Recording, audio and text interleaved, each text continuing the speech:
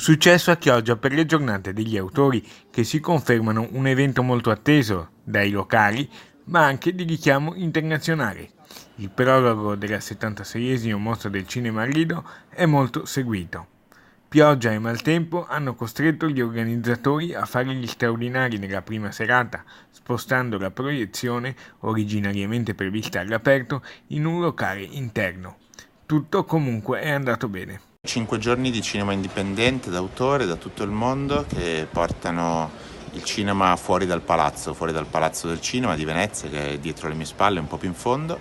Lo portiamo qui a Chioggia, a Laguna Sud, e in questi giorni vedremo dei lungometraggi d'autore importanti dell'ultima stagione cinematografica. Quest'anno, tra le novità, c'è anche una sezione dedicata ai cortometraggi, con il concorso Lagune e Vite sull'acqua. Sono arrivati cortometraggi da tutto il mondo, abbiamo 3 anteprime mondiali e autori che arrivano da tutta Italia, ma anche da fuori, dalla Slovenia, da New York, per raccontare il rapporto tra la vita e l'acqua, il rapporto tra la terra e la laguna.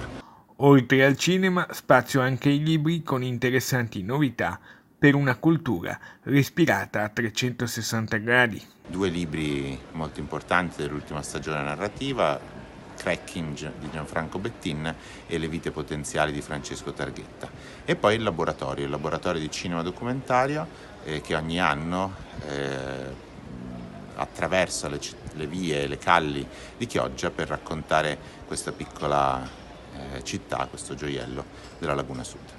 Deus ex machina delle giornate degli autori, insieme a Andrea Segre, il direttore della programmazione Giorgio Gosetti, che domenica sarà proprio a Chioggia per le premiazioni.